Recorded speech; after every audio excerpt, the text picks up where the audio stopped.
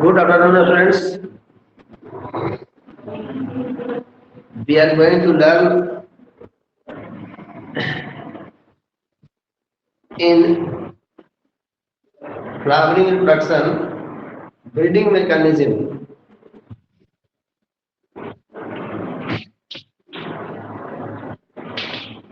Breeding mechanism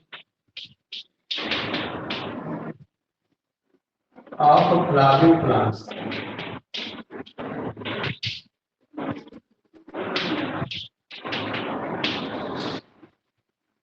Means you can say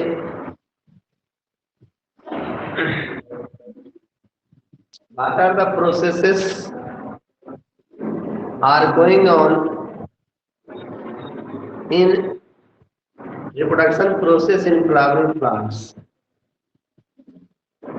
The processes are first process pollination.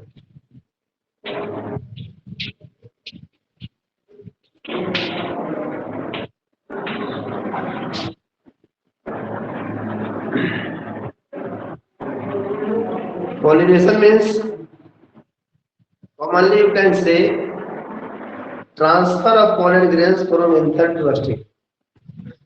और anther से pollen grains निकलता है stigma तक जाता है, वही ट्रांसफर प्रोसेस को हम लोग कहते हैं pollination. Transfer of pollen grains from anther to stigma is called pollination and it is of two types. ये दो टाइप का होता है. फर्स्ट होता है सेल्फ पॉलिनेशन और सेकेंड कहलाता है cross pollination.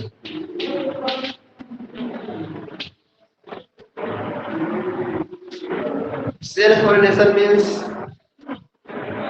when pollination process occurs within a flower. जब पॉलिनेशन का प्रोसेस एक ही फ्लावर में होता है उसको हम कहते हैं सेल्फ पॉलिनेशन. और इसके लिए दो कंडीशंस होता है. The flower should be bisexual, क्योंकि अगर फ्लावर यूनिसेक्सुअल होगा तो पॉलन ग्रेन डिस्पर्स हो जाएगा, उस फ्लावर के काम नहीं आ पाएगा. तो सेल्फ पॉलिनेशन के लिए सबसे पहला condition bisexuality and second similar maturity time of anther and stigma. जब मान लो एंथर से निकला और स्टिग्मा उसको रिसीव करने के लिए रेडी है एक ही टाइम में, तभी सेल्फ होगा. अगर मान लो एंथर से पॉलन ग्रेन से निकला स्टिग्मा रेडी नहीं है तो पॉलन ग्रेन डिस्पर्स हो जाएगा, फिर क्रॉस पॉलिनेशन होगा. तो to conditions for self pollination, bisexuality and similar maturity time of anther and stigma. Cross pollination means it occurs between different flowers of same species. एक ही flower का same, एक ही species का different plants हो, different flowers हो, तो उसके बीच जब pollination होता है तो कहलाता है वो क्रॉस पॉलिनेशन. अब कुछ डिफरेंसेस आपको याद रखना है.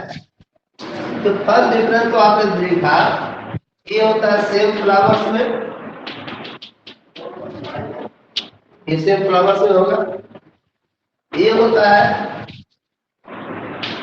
डिफरेंट फ्लावर्स, डिफरेंट फ्लावर्स लेकिन सेम स्पीसीज का. ये कंडीशन है, different flowers but same species. Second है इसमें पॉलन ग्रेन्स का बर्बादी कम होता है, अरे less spoilage, less spoilage of pollen grains. यहाँ more spoilage of pollen grains.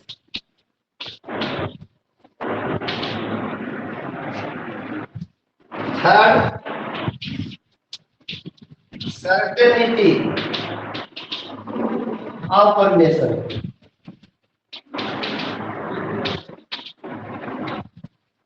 क्योंकि एक ही फ्लावर के अंदर पॉलिनेशन सुनाना है तो पॉलिनेशन बर्बाद नहीं होगा, सर्टेनिटी होगा। Here, let's certainty. Pollination disperse होकर गया, पता नहीं कहाँ गिर जाएगा, किस प्लांट पर गिरेगा, तो सर्टेनिटी कम होता है। और कर सकते हो less variation,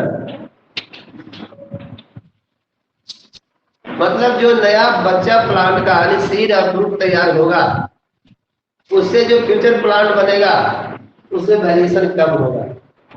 less variation in seeds and fruits. यहाँ कह सकते हो more variation in seeds and fruits और more variation in next progenies, next generation. ये सब कुछ डिफरेंसेस है। और कह सकते हैं डिफरेंसेस, नो एजेंट्स,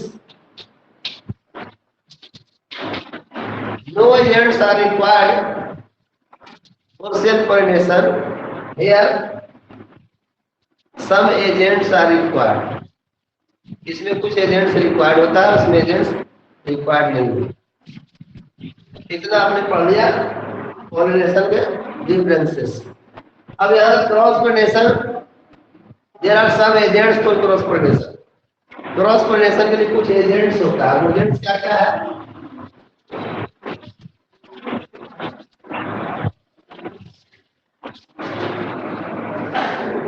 या हेडिंग दीजिए आप, different agents for cross pollination. Don't disturb. Different agents for cross pollination. Cross pollination के लिए कुछ एजेंट्स होता है। अब एजेंट्स कौन कौन सा है? सबसे पहला एजेंट है इसका बाटर। तो अगर प्रोसेस बाटर के द्वारा होता है पॉलिनेशन का, तो इस प्रोसेस का हम एक नाम देते हैं, इट्स कॉल्ड हाइड्रोफिली। अगर पॉलिनेशन प्रोसेस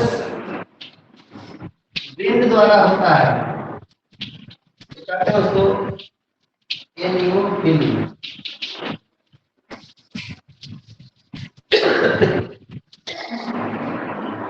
अगर पॉलिनेशन प्रोसेस इंसेक्ट द्वारा होता है तो एंटोमोफिली।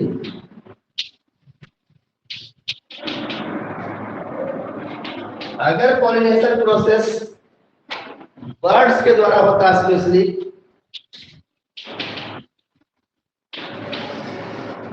ऑर्निथोफिली। अगर पॉलिनेशन प्रोसेस अदर एनिमल्स के द्वारा, we are also the agents of cross pollination, तो other animals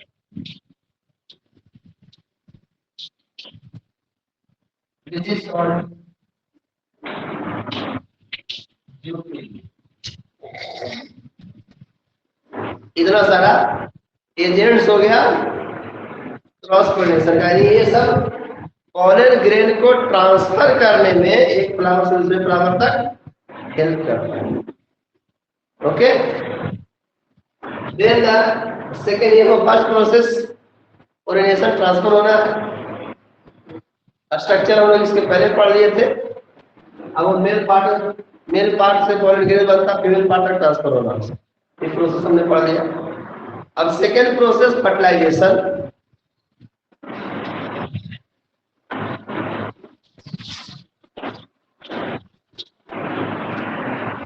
Here you can add the topic double fertilization and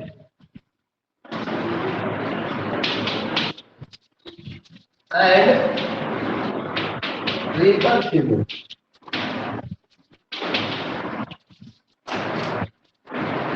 Then draw the figure.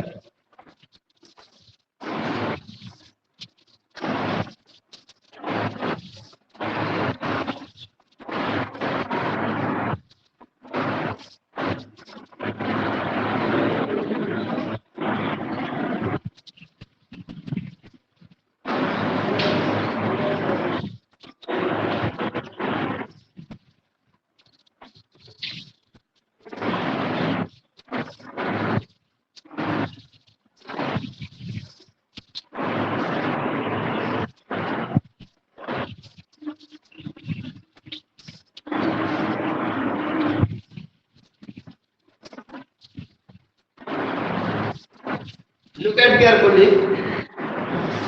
After pollination, pollen grains reaches up to a stigma. Pollen grains stigma पर आ गए। अब stigma पर आता है तो plant में, flower में एक पावर होता है पोलन ग्रेन्स को पहचानने का। अगर वो पोलन ग्रेन्स उसके खुद के स्पेसीज का होगा तो उसको एक्सेप्ट करेगा स्टिग्मा। अगर उसके खुद का स्पेसीज का नहीं होगा, सपोज मान लो कि मेरीगोल्ड का पोलन ग्रेन है, वह सनफ्लावर पर पहुंच गया तो सनफ्लावर उसको रिजेक्ट कर देगा। और सेम स्पेसीज का पोलन ग्रेन होना चाहिए। रोज का पोलन ग्रेन अगर रोज पर पहुंचेगा तो प्रोसेस बढ़ेगा आगे। अगर रोज का मेरीगोल्ड पर पहुंच गया तो प्रोसेस रुक जाएगा, खत्म हो जाएगा। तो आफ्टर इसका एक्सेप्टेंस, तो after the acceptance of pollen grains stick to stigma and starts germination. Germination start करता है। जब जर्मिनेशन स्टार्ट होता है यहां से एक ट्यूब निकलता है।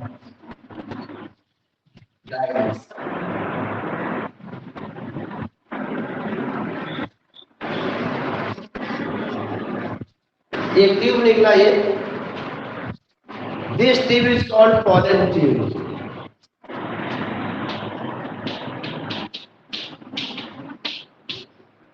अगर हम सारे पार्ट का नाम लिख के जो पहले लिख चुके हैं, ये हुआ है स्टिग्मा, ये होता है स्टाइल, ये होता है ओवरी।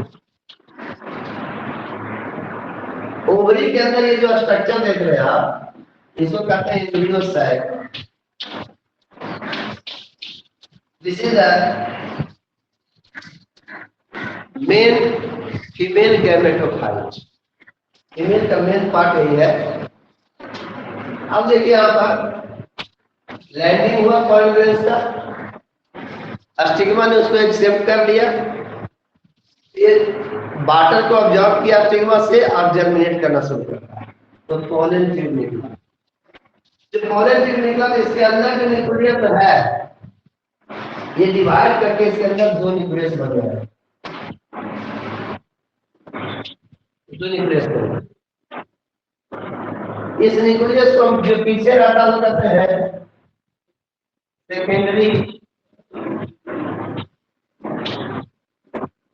मेल न्यूक्लियस, और जो आगे होता है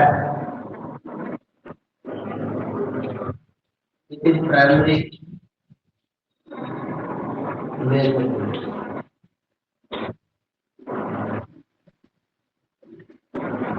Primary and secondary two male nucleus formed by the division of generative nucleus of pollen grain। pollen grain का generative nucleus बताया थे, उसी के डिवीजन के द्वारा बन गए। अब एम्ब्रियो सैक के अंदर 8 न्यूक्लियाई आर फॉर्म, या देखो 3 2 5 3 8, 8 nuclei are form. The upper 3 are called antipodals। इसको एंटीपोडल्स कहते हैं। ये जो दोनों है, ये दोनों जो कहते हैं polar nuclei,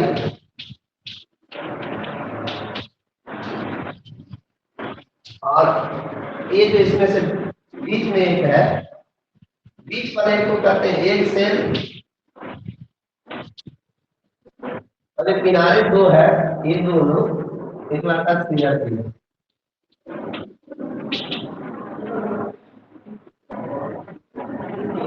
means this figure show the process of double fertilisation and triple.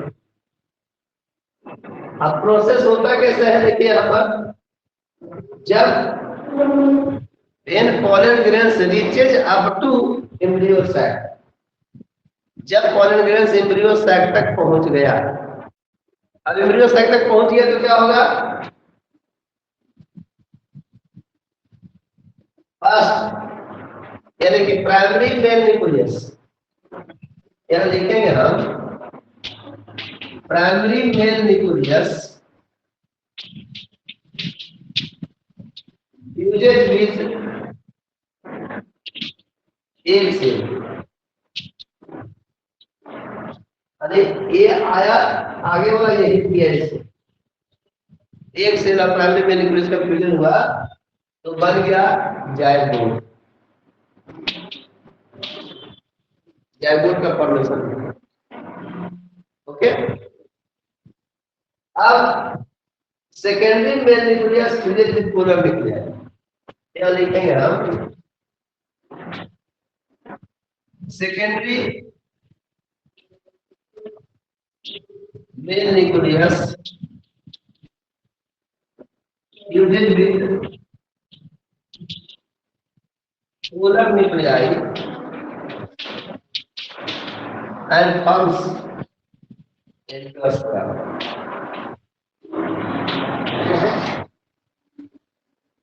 इसका फ्यूजन होता है इन दोनों का, तो एंडोस्पर्म है। अब देखो डबल फर्टिलाइजेशन क्यों कहलाया, क्योंकि 2 times fusion of nucleus takes place. ये दोनों कौन कौन टाइम हुआ, प्राइमरी मेल न्यूक्लियस मिल गया एक सेल के, जाइगोट बना, सेकेंडरी मेल न्यूक्लियस पर मिल गया पोलर न्यूक्लियस से एंडोस्पर्म बन गया, दो बार फ्यूजन हुआ, so this is called double fertilisation. अब इसमें ट्रिपल फ्यूजन, दूसरा वर्ड है ट्रिपल फ्यूजन। तो ट्रिपल फ्यूजन में देखिए आप, when secondary male nucleus means single in number fusion with polar nucleus which 2 in number, यानी कि सेकेंडरी मेल न्यूक्लियस एक है, यानी कि ये एक है और ये दो है, 1 + 2 = 3। तो 3 न्यूक्लियाई का फ्यूजन हुआ, so the process is called triple fusion. याद रहेगा, 2 times fusion of nucleus takes place, so it is called double fertilization। And 3 nuclei fuse to each other during double fertilization, then it is called triple fusion। याद रहेगा, triple fusion double fertilisation. अब यहाँ देखिएगा था कि after fertilisation, अब क्या हुआ इसमें, चेंजिंग क्या आया, अरे changes in flowers after fertilisation. तो थर्ड पॉइंट यहाँ हेडिंग दीजिए,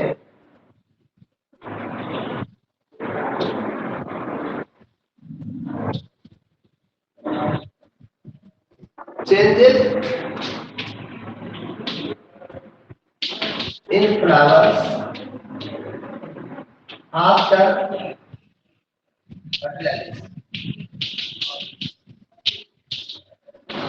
फर्टिलाइजेशन के बाद चीजें क्या है, तो जो कैलिक्स कोरोला है वो चूंकि हेल्पर पार्ट है तो वो टूट के गिर जाता है या किसी किसी प्लांट में वो लगा हुआ है, लेकिन जो ओवरी है, मेन चेंजेस में ओवरी में होता है, ovary becomes fruit, ovary fruit बन गए, और ओव्यूल ये सीड बन गया। ओवरी से फ्रूट का और ओव्यूल से सीड का फॉर्मेशन होता है ये फर्टिलाइजेशन के बाद। लेकिन कभी कभी कुछ प्लांट्स में बिना फर्टिलाइजेशन के भी फ्रूट और सीड का फॉर्मेशन होता है, and in some plants fruits and seeds are form without fertilisation. उसका एक नाम होता है उस प्रोसेस का, parthenogenesis.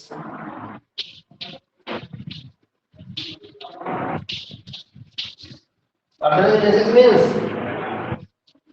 Formation of fruits and seeds without fertilisation. और ऐसा जो फ्रूट डेवलप होता है उस फ्रूट का नाम होता है पार्थेनोकार्पिक फ्रूट।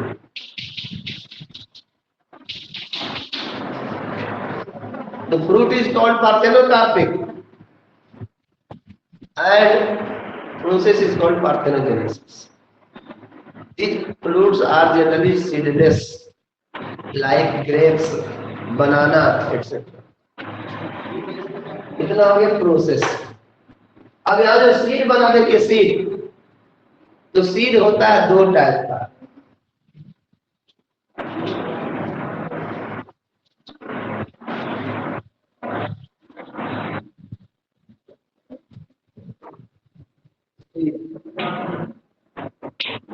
अब अगर कहा जाए कि व्हाट इज सीड, सीड है क्या, डिफाइन करना है, तो seeds are the ultimate product of sexual reproduction of flowering plants. Commonly you can say seed flowering plants का बच्चा होता है। फ्लावरिंग प्लांट्स में सीड ही सबसे अंत में बनता है। तो यहाँ सीड का फॉर्मेशन हुआ, फर्टिलाइजेशन के बाद ये दो टाइप का होता है seed. The first is monocot and second is dicot seed. Monocot seed और dicot seed। अब इसमें आप देखो बुक में आपको फिगर दिया हुआ है, वो फिगर आपका डाइकॉट सीड का है। उसमें दो डिफरेंसेस होता है मोनोकॉट और डाइकॉट सीड में। डाइकॉट सीड में कॉटिलेडन्स, यहाँ कॉटिलेडन्स टू होता है और मोनोकॉट में कॉटिलेडन्स वन होता है। दूसरा डिफरेंस होता है जो एंडोस्पर्म आपने पढ़ा ऊपर इसके पहले, तो एंडोस्पर्म यहाँ पर इस सीड में प्रेजेंट नहीं रहता है, जिसको नन एंडोस्पर्मिक कहा जाता है। यहाँ लिखेंगे हम एंडोस्पर्म एब्सेंट, यहाँ लिखेंगे हम एंडोस्पर्म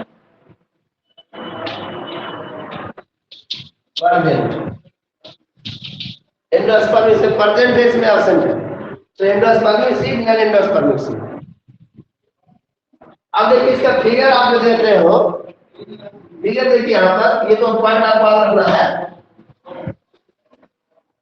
डाइकॉट सीड का देखो बना हुआ ग्राउंड सीड का फिगर आपको इस तरह से,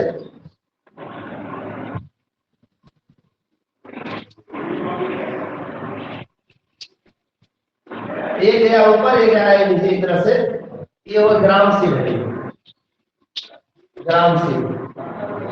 यहाँ पर दो कॉटिलेडन्स है, एक कॉटिलेडन्स है, एक कॉटिलेडन्स है, इसको हम कहते हैं कॉटिलेडन्स। ये हो गया दो कॉटिलेडन्स।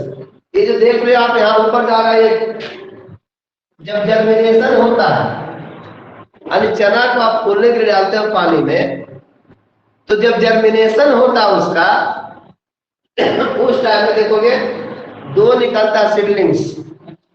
एक सीडलिंग्स ये हुआ, इसको लोग कहते हैं प्लीम्यूल। दूसरा ये होता है radical.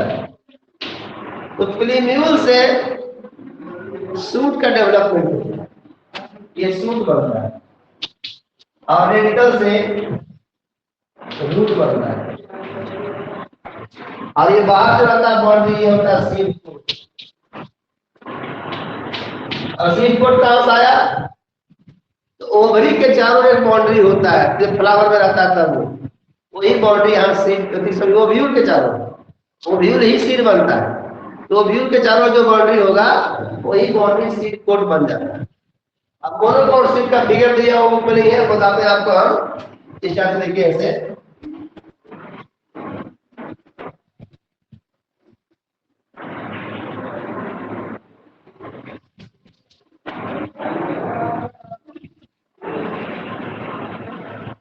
This is monocot seed of मेज, ये मेज का सीड है,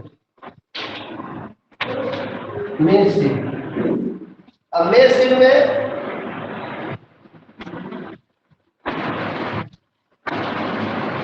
ये बाहर का जो स्ट्रक्चर है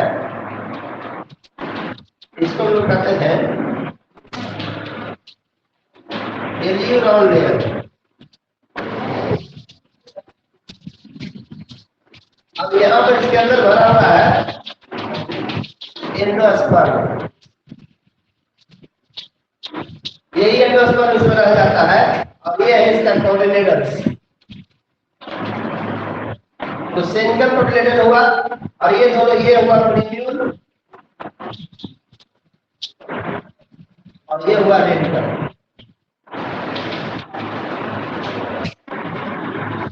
ये देखिए फॉर्मेशन हो गया सीड का, दो हिस्सा हो गया डाइकोट और मोनोकोट सीड। याद रखिएगा इसको, डाइकोट सीड में दो ही डिफरेंस आपको रखना है, पहला कोटिलेडन सिंगल होता है, मोनोकोट सीड में कोटिलेडन सिंगल होता है, डाइकोट में डबल होता है। डाइकोट सीड में एंडोस्पर्म नहीं रहता है, क्योंकि एंडोस्पर्म क्या है, endosperm is the food of developing embryo. जो जायगोट बना हुआ एम्ब्रियो बनता है उस समय वो धीरे धीरे करके भोजन को खा जाता है, तो खाने के कारण उसमें एंडोस्पर्म रिमेनिंग नहीं है। लेकिन जो बाकी बच गया मोनोकोट, उसमें एंडोस्पर्म रह जाता है, क्योंकि एंडोस्पर्म पूरी तरह से यूज नहीं हो पाता है। तो ये एंडोस्पर्म सीड कराता है, ये नॉन एंडोस्पर्म सीड कराता है। इतना आपका प्रोसेस हो गया डाइकोट का और मोनोकोट का। इतना आपको प्लांट में रिप्रोडक्शन का प्रोसेस कंप्लीट होता है इतना तक। अब इसके बाद हम लोग नेक्स्ट टॉपिक में पढ़ेंगे ह्यूमन रिप्रोडक्शन। टॉपिक खत्म हो गया, इसलिए क्लास हम बंद कर रहे हैं। Okay, thank you for today.